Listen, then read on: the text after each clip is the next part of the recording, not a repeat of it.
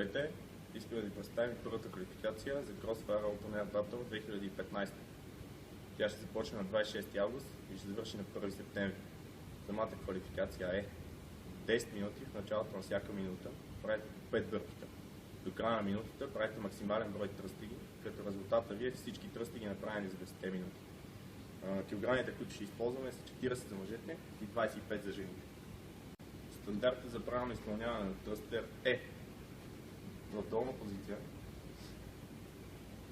Най-горната част на бедрото трябва да слезе под линията на коленете.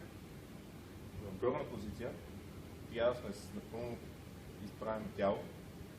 Двата лакта са заключени горе и щангата главата да е влезнала под щангата.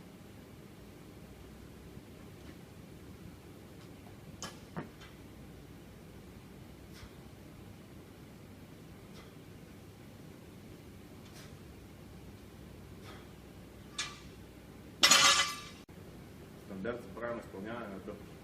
В долна позиция бедрата и гърдите трябва да са опрени плътно по пода.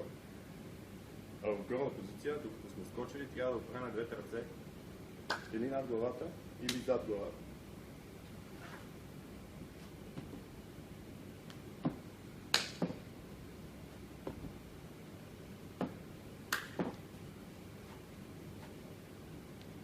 И нов реп на някои от дъвките трябва да го направите наново, защото в противен случай всички тръстиги след това няма да ви бъдат зачетени в квалификацията.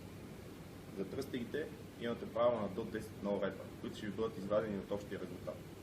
При 11 и повече нов репа, квалификацията ще ви бъде анулирана и трябва да я направите наново. Покажем някои примери за често пропускани нов репове при бърките. Първото, което ще видите, е неизпълнение на цялото тяло в горно положение.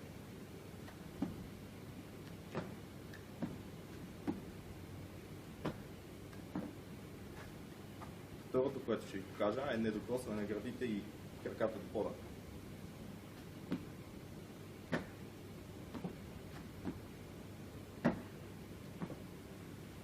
Третото, което ще ви покажа, е не отлепяне на краката от пода при докосване на ръцете в въздуха.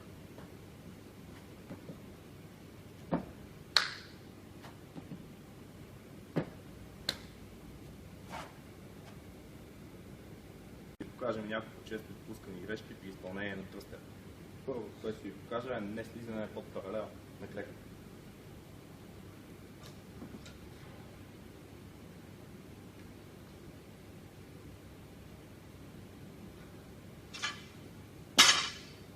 Второто, което ще ви покажа, е не вкарване на главата под щангата.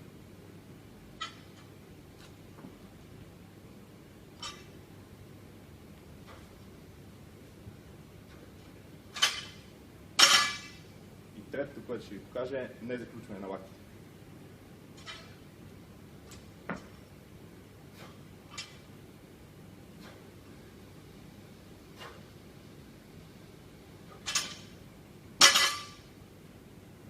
На видеоквалификацията имаме няколко условия, за да стане това коректно и да можем да разследим всички нови репове на участници.